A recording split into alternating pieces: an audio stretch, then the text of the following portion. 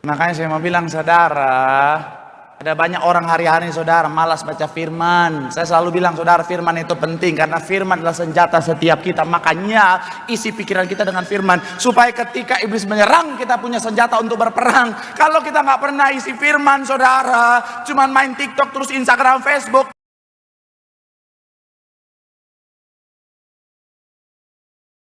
Haleluya, haleluya, haleluya, haleluya.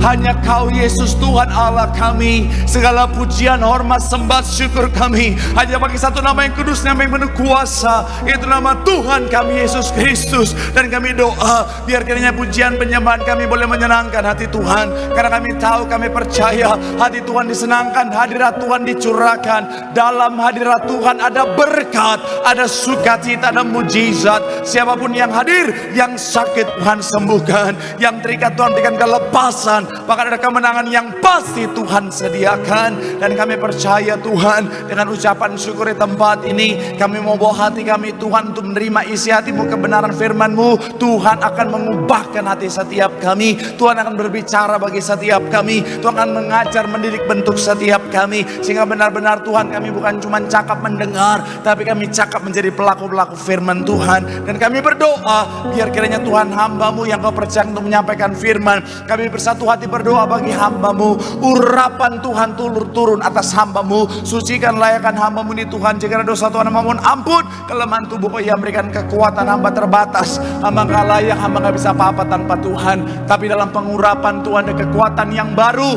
Tuhan menyucikan, melayakkan, memampukan, mengubahkan yang biasa jadi luar biasa, yang lemah jadi kuat, yang tidak layak jadi layak untuk jadi berkat. Semua yang hadir pasti diberkati sempurna. Isi hati-Mu yang disampaikan, kemuliaan hanya buat Tuhan. Dalam nama Tuhan Yesus, mari yang siap diberkati dengan sukacita, dengan iman, sama-sama kita katakan amin. Tepuk tangan yang paling meriah buat Tuhan. Silakan duduk saudara. Terima kasih buat setiap rekan-rekan yang sudah mulai dengan luar biasa. Dan dari mimbar ini saya mau sampaikan salam damai sejahtera. Shalom. Sekali lagi shalom. Haleluya. Dalam Tuhan ada sukacita, amin. Dan di mana ada sukacita pasti ada senyuman di wajahnya. Boleh sama-sama berikan senyuman dulu. Jumpa kanan kiri depan belakangmu, katakan mari bersukacita dalam Tuhan. Yuk, minimal 2-3 orang kiri kanan depan belakangmu. Ini masih suasana Valentine.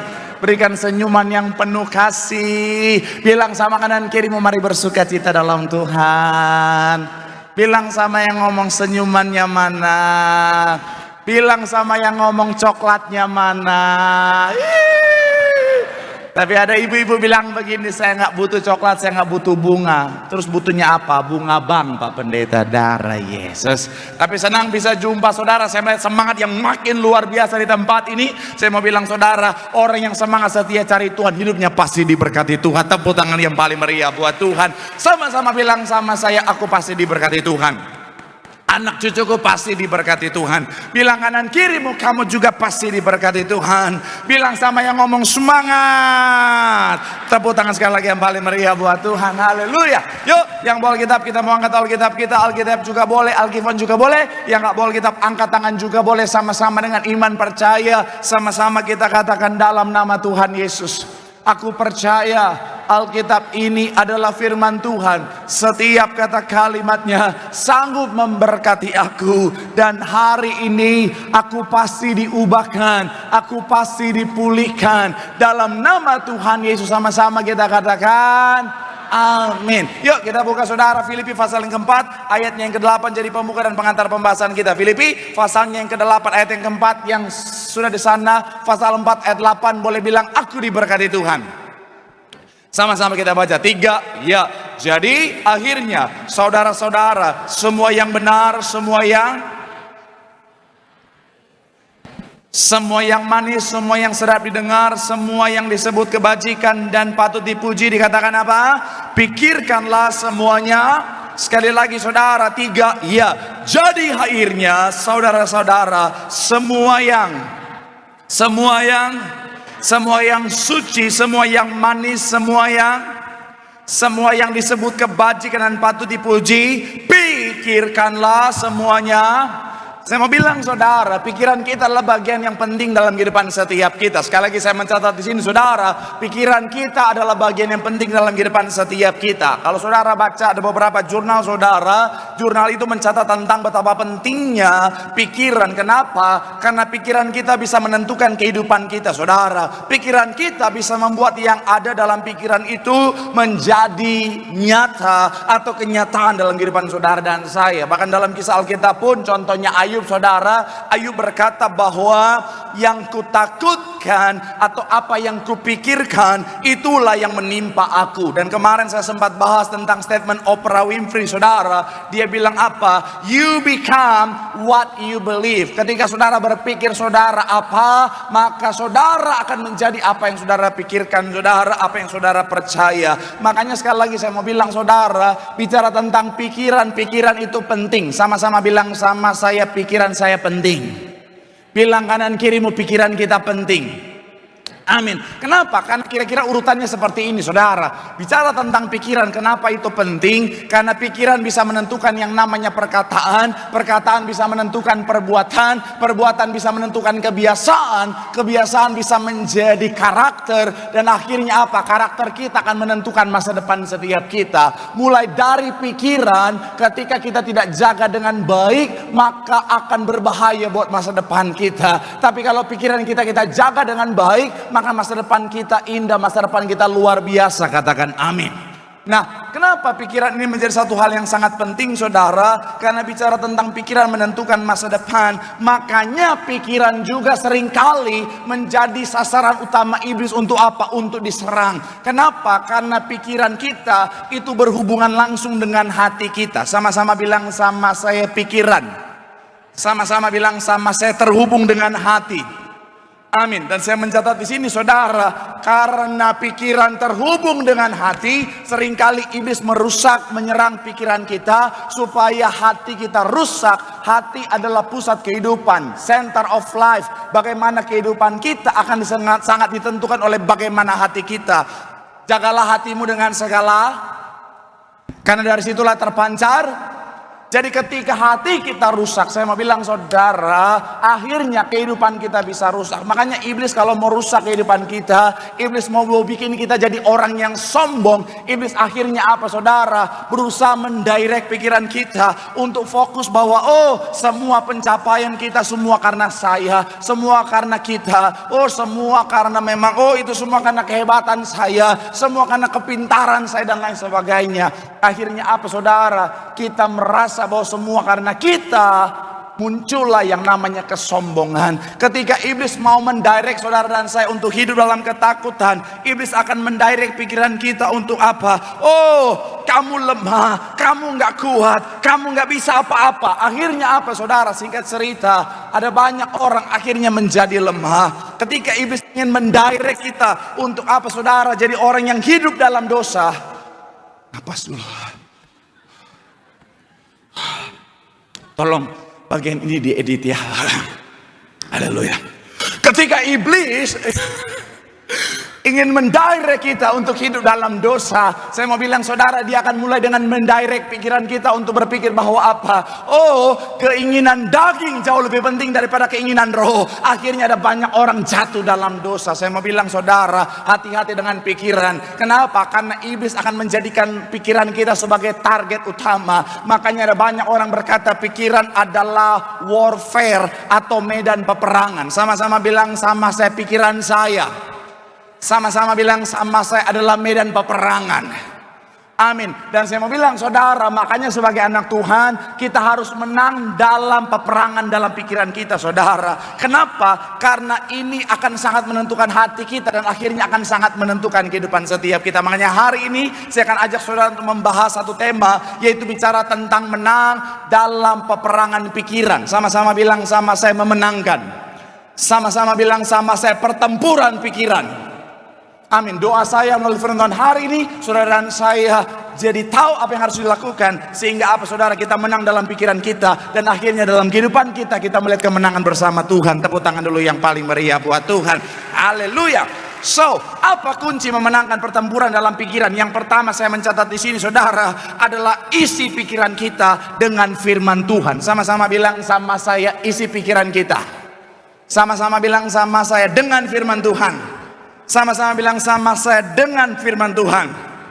Amin. Yohanes 14 ayat 26. Yohanes pasal yang ke-14 ayat 26. Sama-sama kita baca. Yang sudah di sana boleh bilang, aku diberkati. 3 ya, tetapi yang akan apa? Dialah yang akan apa? Dan akan perhatikan, mengingatkan kamu akan semua yang, sekali lagi saudara, mengingatkan kamu akan apa?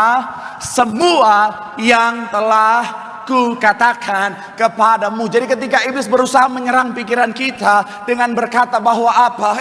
Kamu lemah, kamu gak akan sanggup, kamu gak akan bisa apa-apa. Roh Kudus ingatkan tentang firman saudara. Akhirnya apa? Kita bilang tidak. Kenapa? Karena segala perkara dapat kutanggung dalam Tuhan yang memberikan kekuatan. Ketika iblis coba menyerang kita dengan berkata apa? Di pikiran kita, kamu gak akan sembuh, penyakitmu sudah terlalu parah, kamu akan binasa oleh karena penyakit ini. Saya mau bilang saudara, karena ingatan firman kita akhirnya berkata, oh tidak. Kenapa? Karena oleh bilur-bilurnya aku pasti sembuh. Katakan amin. Ketika iblis coba menyerang kita dan berkata apa? Sudah mustahil, sudah terlambat, gak usah berharap. Saya mau bilang saudara, karena ada Roh Kudus mengingatkan tentang firman dalam pikiran kita, akhirnya apa? Kita bertempur dengan iblis dengan senjata Allah ini. Kita berkata kepada iblis, oh no, aku percaya secara manusia mungkin mustahil, tapi bagi Tuhan tidak ada perkara yang mustahil. Tepuk tangan dulu yang paling meriah buat Tuhan. Jadi pastikan saudara dan saya isi pikiran kita dengan firman Tuhan, karena firman Tuhan adalah senjata kita. Sama-sama bilang sama saya, senjata. Amin. Makanya Ibrani 4 ayat 12 bilang begini saudara. Ibrani 4 ayat yang ke-12. 3 ya, sebab daripada pedang bermata dua manapun, ia menusuk amat dalam sampai memisahkan jiwa dan roh, sendi-sendi dan sumsum. Ia sanggup membedakan apa? Sama-sama bilang sama saya, firman Tuhan adalah pedang saya. Amin. Jadi ketika iblis coba menyerang, kalau kita punya firman, akhirnya apa saudara? Kita punya senjata untuk berperang. Tetapi ingat baik, Roh Kudus mengingatkan Masih ingat saya pernah bahas tentang mengingatkan. Apa kata mengingat punya makna apa? Shalom. Mengingatkan artinya apa? Memunculkan kembali apa yang ada di pikiran kita. Pertanyaan saya, kalau nggak pernah baca firman, apa yang dimunculkan?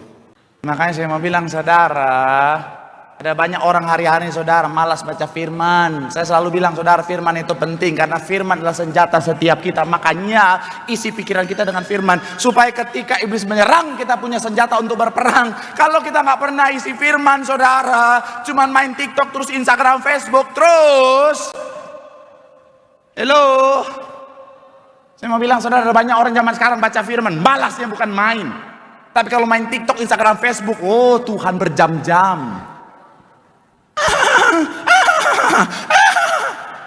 Indonesia masuk salah satu negara nomor 1 bahkan saudara, screen time tertinggi di dunia saudara. Orang Indonesia bisa main handphone 7-9 jam dalam waktu 1 hari. Gak kerja, main terus TikTok, Instagram, terus berharap pasang status semua akan indah pada waktunya. Nenek moyang, bangun, kau tidur terlalu miring katanya saudara. Hello, saya mau bilang saudara, kalau kita baca firman, ketika iblis datang menyerang pikiran kita, kita punya senjata untuk melawan. Katakan amin. Tapi kalau kita nggak pernah baca firman, cuma main TikTok, Instagram, Facebook, pertanyaan saya, apa yang akan terjadi? Iblis datang menyerang, kamu nggak akan mampu, kamu nggak akan kuat, kamu lemah. Karena nggak pernah baca firman. Ketika iblis menyerang pikiran kita, iblis bilang apa? Oh, kamu nggak akan sembuh, kamu akan mati. Karena nggak pernah baca firman, yang muncul di pikiran apa? Ubur-ubur, ikan lele, mati le. Darah.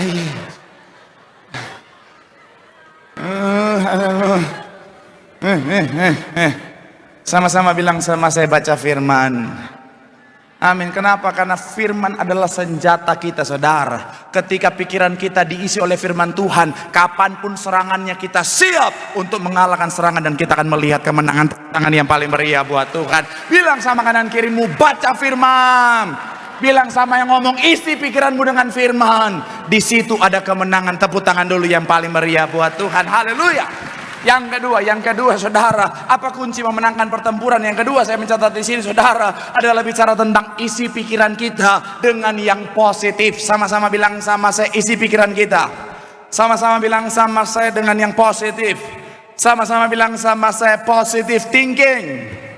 Amin. Filipi 4. Ayat yang kita baca tadi bagian awal. Ayat yang ke-8 dikatakan apa? Filipi 4 ayat yang ke-8. 3. Ya, jadi semua yang suci, semua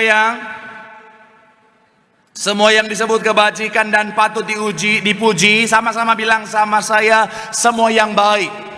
Sama-sama bilang sama saya, semua yang positif.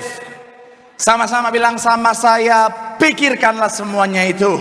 Sama-sama bilang sama saya, isi dalam pikiran kita. Amin. Saya mau bilang, saudara, pikiran kita akan sangat menentukan. Seperti yang saya bilang tadi, saudara, pikiran kita itu terhubung dengan hati. Jadi kalau pikiran kita isinya positif, hati kita positif, kehidupan kita positif. Katakan amin. Tapi kalau pikiran kita negatif, hati kita negatif, maka kehidupan kita juga negatif. Biar totalitas tim saya maju ke depan. Silakan maju ke depan. Haleluya.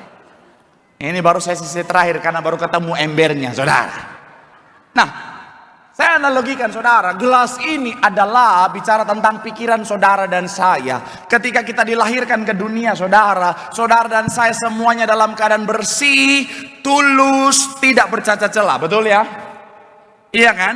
Iya kan? Ketika saudara dan saya lahir ke dunia, saya mau bilang, saudara, kita dalam keadaan bersih. Makanya Tuhan bilang apa? Jadilah seperti anak kecil. Kenapa? Ini bicara tentang ketulusan kesuciannya. Iya kan? Nggak ada anak kecil, saudara, udah otak jahat, saudara. Nggak ada anak baru lahir ke dunia, baru oi. Dia lihat dokternya, dia langsung bilang, akan kuhancurkan rumah tangga dokter ini. Nggak ada. Nggak ada toh. Semuanya dengan kepolosan. Kalau jemaat betos ketika lahir, haleluya, haleluya, haleluya. Nah, tapi oleh karena keadaan, oleh karena lingkungan, oleh karena ketidakbijaksanaan kita yang tadinya bersih, akhirnya apa, saudara? Terkotori dan akhirnya menjadi kotor. Tapi saya mau bilang, saudara, bersyukurlah karena kita punya kesempatan. Sama-sama bilang sama saya masih punya kesempatan. Amin. Kalau hari ini, saudara, pikiran saudara sudah terkotorkan, akhirnya hatinya jadi kotor, saya mau bilang, saudara, mulai saat ini selalu isi yang namanya pikiranmu dengan hal-hal yang positif, saudara. Karena ketika pikiranmu dipenuhi dengan hal-hal yang positif, saudara, akhirnya apa? Yang positif tadi, saudara, kebanyakan kayaknya ini.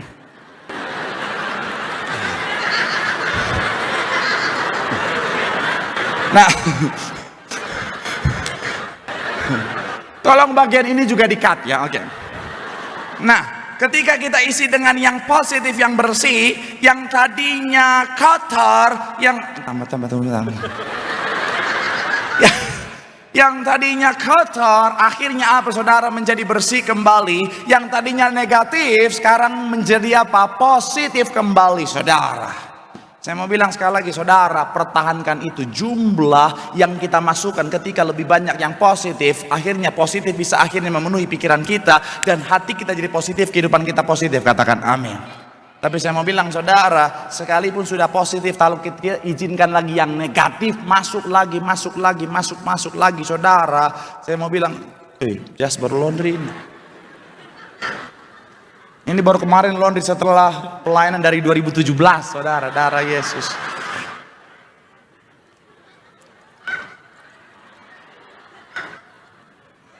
Nah, jadi, saya mau bilang, saudara, akhirnya menjadi kotor lagi. Makanya sekali lagi saya mau bilang, saudara, hati-hati apa yang kita izinkan masuk dalam pikiran kita. Oke, terima kasih. Iblis akan berusaha memasukkan yang negatif. Saya mau bilang sekali lagi saudara, jangan biarkan saudara. Pastikan apa kita lawan, kita saring apa yang boleh masuk dalam pikiran kita saudara. Saya ngerti begini saudara, namanya manusia seringkali kita fokus pada yang negatif. Tapi sekali lagi saya mau bilang saudara, jangan izinkan iblis menguasai pikiran kita dengan hal-hal yang negatif. Jangan izinkan iblis masuk dengan segala macam pikiran negatif. Shalom bapak-bapak. Jangan negatif thinking pak.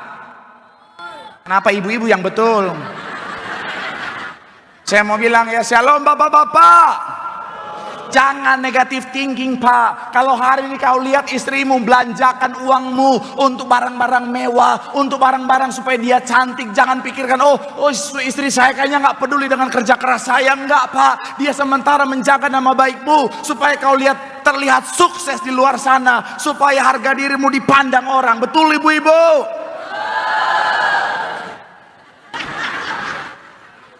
Ada banyak suami-suami langsung bilang ini istri saya nggak peduli dengan kerja keras saya. Enggak pak, karena kesuksesan suami sangat ditentukan oleh tampilan istri.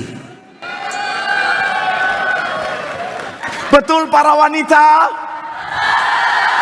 Tuh.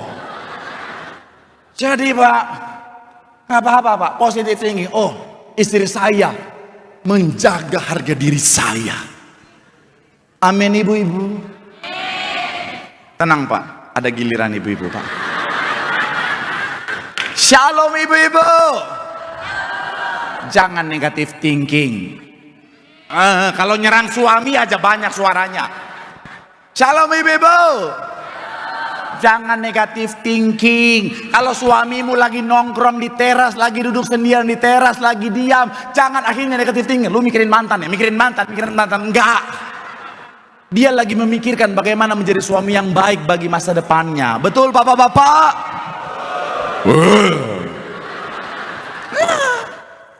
Shalom ibu-ibu. Jangan negatif thinking, amin. Kalau suamimu biasa pulang jam 5, sekarang pulang jam 7 belum pulang, saya mau bilang jangan negatif thinking. Jangan langsung bilang begini, oh ini kayaknya nggak bener nih. Oh iblis masuk. Selingkuh dia. Iblis kan pintar memanfaatkan keadaan toh. Saya mau bilang ya bu, hati-hati bu ya. Jangan negatif thinking. Ada banyak istri-istri kadang-kadang kalau pikirannya masuk iblis kasih negatif thinking langsung. Oh iya kan, jangan iya kayaknya ya. Oh betul kayaknya memang dia selingkuh kayaknya. Saya mau bilang positive thinking. Amin. Kalau iblis bilang apa? Oh suamimu selingkuh. Tidak, suamiku adalah suami yang setia. Sama-sama bilang sama saya lawan. Kalau iblis bilang, oh suamimu selingkuh, tidak, suamiku adalah suami yang sayang istri. Kalau iblis bilang, hei suamimu selingkuh, tidak, karena suamiku jelek, mana ada yang mau sama dia. Saya ngerti saudara, kadang-kadang iblis memang menyerang pikiran kita, tapi saya mau bilang saudara, sama-sama bilang sama saya jangan biarkan. Sama-sama bilang sama saya lawan. Tadi ada seorang ibu IDSCBD saudara, dia cerita sama saya, dia bangun dan dia bilang dia pendarahan hebat saudara, dan dia bilang tempat tidurnya, kasurnya itu penuh dengan darah katanya saudara. Dan iblis akhirnya mengkondem dia, menakut-nakuti dia dengan segala macam perkataan, bilang apa, kamu nggak akan lama lagi, hidupmu nggak akan lama lagi dan lain sebagainya. Dan makanya tadi dia datang dan bilang, Pak terima kasih khotbahnya sangat menguatkan saya. Memang kita manusia saudara, kita lebih fokus pada yang negatif. Ada satu penelitian saudara, kertas putih dibagikan kepada banyak orang, cuma dikasih satu titik hitam. Ada banyak orang bilang apa ini? Oh ini titik hitam. Mereka melupakan bagian putih yang sebenarnya lebih banyak daripada yang titik hitam. Tapi sekali lagi memang kita cenderungan begitu saudara. Saya juga pernah ngalamin saudara satu kondisi di mana ketika saya bangun di pagi hari, saya ambil 5 musik, boleh siap-siap saudara. Saya ada satu poin lagi, tapi untuk menutup poin yang kedua, ini kesaksian saudara. Saya pernah satu kondisi di mana saya bangun di pagi hari saudara, dan saya menemukan kenyataan yang jujur buat saya saudara itu sangat berat.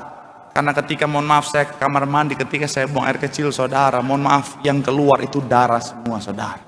Saya sangat ketakutan, saya sangat khawatir saudara. Dan iblis masuk dalam pikiran saya dan bilang begini, kamu gak akan lama lagi hidupnya. Ini penyakit yang parah, ini fatal buat kamu. Akhirnya saya baca Google saudara.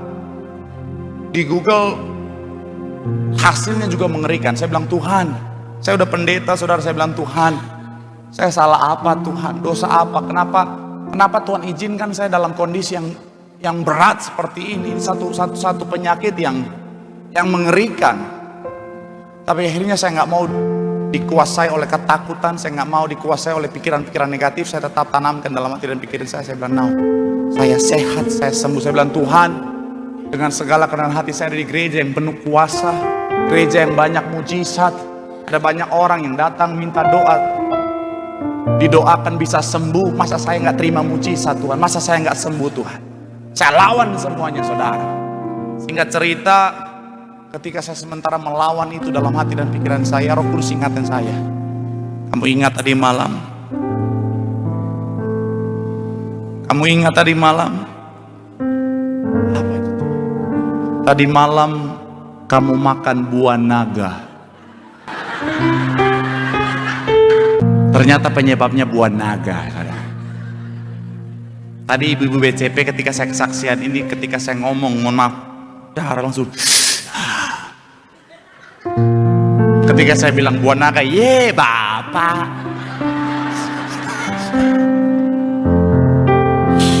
Tapi sekali lagi saya mau bilang, saudara, kuasai pikiranmu.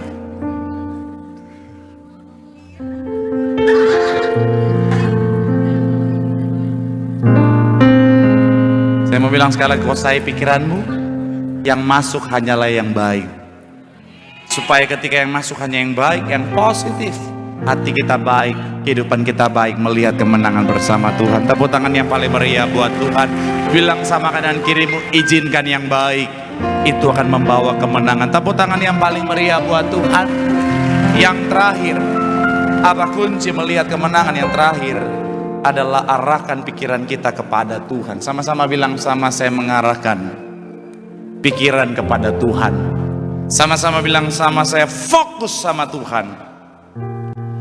Mazmur 120, kalau saudara perhatikan, Daud dalam kondisi yang sulit. Daud sedang dikejar-kejar fitnah, sedang dalam kondisi yang terkekang, mencekam suasananya. Tetapi yang menarik, di 121 dia melihat kemenangan. Kenapa? Karena kuncinya dia mengarahkan pandangannya sama Tuhan. Ayat 1 dikatakan apa? Nyanyian, aku melayangkan mataku ke gunung-gunung, dari manakah akan apa? Pertolonganku ialah dari Tuhan yang menjadikan langit dan. Awalnya dia ketakutan karena dia melihat orang-orang yang ingin merusak kerajaannya, merusak kehidupannya, ingin menghancurkan kehidupannya. Tapi ketika dia arahkan pandangannya sama Tuhan, dia punya kekuatan.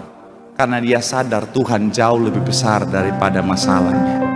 Saya mau bilang, saudara, ada banyak orang Kristen sebenarnya tahu dia punya Tuhan yang besar, dia punya Tuhan yang hebat, dia punya Tuhan yang luar biasa.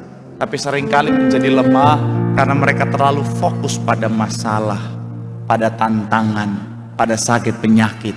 Dan saya mau bilang, saudara, kabar baik sekaligus kabar buruk. What you stay focused on will grow. Apa yang kita fokuskan terus menerus, itu yang akan bertumbuh dalam kehidupan kita. Dan ini sudah terbukti dalam sebuah penelitian yang disebut red car teori, saudara. Dimana kalau saudara fokus pada mobil merah, saudara akan akhirnya merasa bahwa ada banyak mobil merah di luar sana. Bahkan seakan-akan semua di luar sana tuh mobil merah. Kenapa? Karena kita fokus. Apa yang kita fokuskan itu akan akhirnya bertumbuh. Kalau kita fokus pada masalah, tantangan, persoalan kehidupan, saya mau bilang itu yang akan tampak besar dalam kehidupan kita dan akhirnya menghimpit dan menghancurkan kehidupan kita. Oleh sebab itu, yuk, saya nggak tahu masalah saudara apa, saya nggak tahu tantangan saudara apa, saya nggak tahu sakit penyakit saudara apa. Tapi yang saya mau kasih tahu hari ini, firman Tuhan kasih tahu hari ini, pandang Tuhan, arahkan hatimu sama Tuhan. Karena kita bisa lihat bahwa Tuhan kita jauh lebih besar dari masalah kita. Tuhan kita jauh lebih besar daripada hutang-hutang kita. Tuhan kita jauh lebih besar daripada sakit penyakit kita. Sehingga kita tahu ketika Tuhan yang besar ada bersama kita, maka kemenangan yang pasti jadi bagian setiap kita. Tepuk tangan yang paling meriah buat Tuhan. Bilang sama kanan kirimu, pandang Tuhan. Tuhan jauh lebih besar dari segalanya. Kita pasti lihat kemenangan. Tepuk tangan yang paling meriah buat Tuhan. Yang diberkati, boleh lambaikan tanganmu. Tepuk tangan sorak-sorai yang paling meriah buat Tuhan. Haleluya, haleluya, haleluya. Mari sama-sama doa di hadapan Tuhan. Mari sama-sama doa. Firman Tuhan katakan setiap kita, pikiran kita seringkali menjadi medan pertempuran. Karena pikiran kita terhubung dengan hati yang menentukan kehidupan kita. Pastikan kita memenangkan pertempuran dalam pikiran kita. Dan firman Tuhan ingatkan kita, yang pertama, kunci menang dalam pertempuran pikiran. Yang pertama, isi selalu pikiran kita dengan firman. Karena firman adalah senjata untuk mengalahkan musuh. Yang kedua, isi pikiranmu dengan segala yang baik. Karena segala yang baik dan positif di pikiranmu akan menghasilkan yang baik dalam hatimu dan akan membuahkan kebaikan dalam kehidupanmu. Dan yang terakhir, arahkan pandanganmu kepada Tuhan. Jangan pandang masalahmu, jangan pandang sakit penyakitmu, jangan pandang hutang-hutangmu, jangan pandang keadaanmu, pandang Tuhan. Tuhan jauh lebih besar daripada segalanya. Ketika Tuhan yang besar ada bersama-sama dengan kita, kita pasti melihat kemenangan. Sekali lagi tepuk tangan sorak-sorai yang paling meriah buat Tuhan.